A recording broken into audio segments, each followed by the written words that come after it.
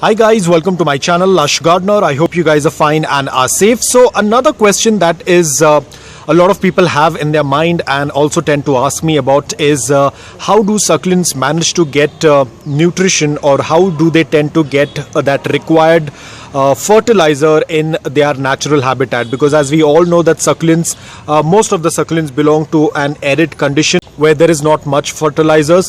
Forget about fertilizers or nutrients, they do not have a good amount of water as well. That's why they tend to store water in their leaves, because they belong to an arid condition.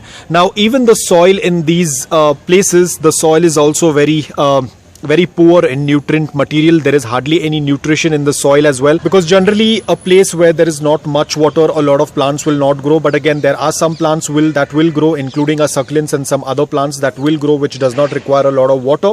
But a lot of times a lot of plants will not grow, like a general foliage plants will definitely not grow where the succulents tend to grow, because there is hardly any water.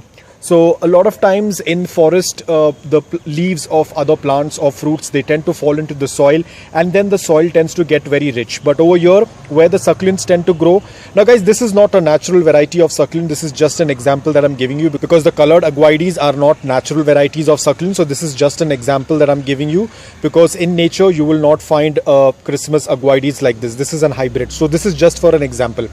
So now let's say that because there are no plants around, there is no fruits or leaves that tend to fall, which will turn into compost, and later it will feed the succulent.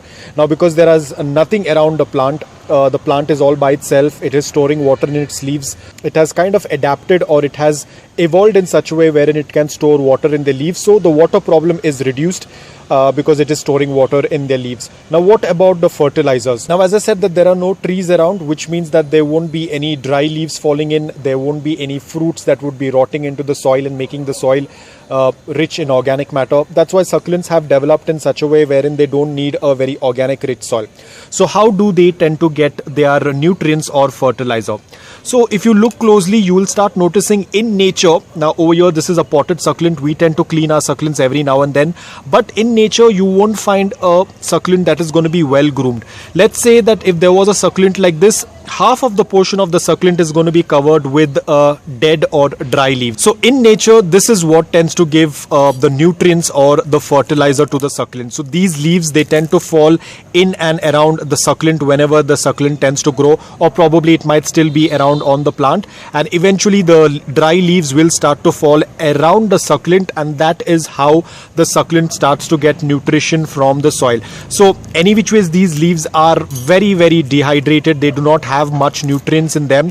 That is the reason why they are able to manage with very poor nutrient soil, and the rest of the things come from these dry leaves that tend to fall below the succulent. And then the succulent soil, not very organic rich, but slightly, that is more than enough for the succulent to survive, and that is how in nature succulent starts to grow.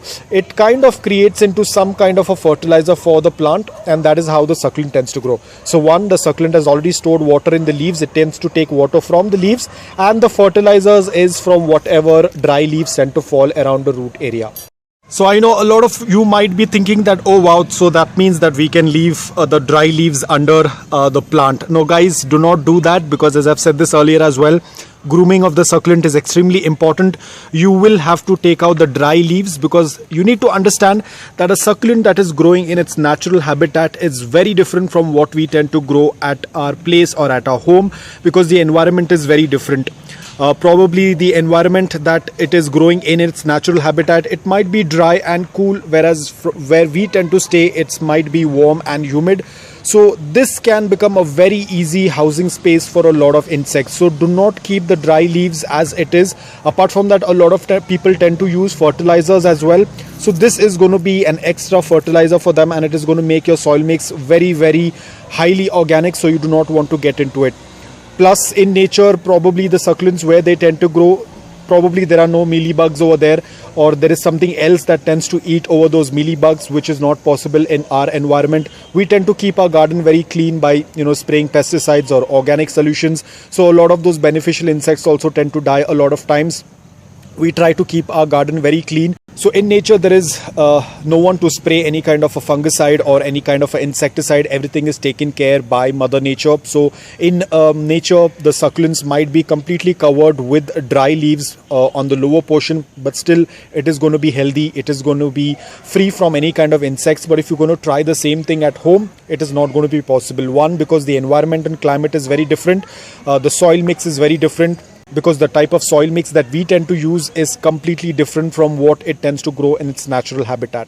So we need to be extremely careful. Do not fall into the practice of keeping the dry leaves for a very long time. The moment you tend to see them, just discard them off, because this can easily house ants, it can easily house mealybugs, n number of insects. Even a lot of times the caterpillars also tend to hide in this, ants as well. You can see these, there are small little ants that were hiding in, so I had cleared it off completely.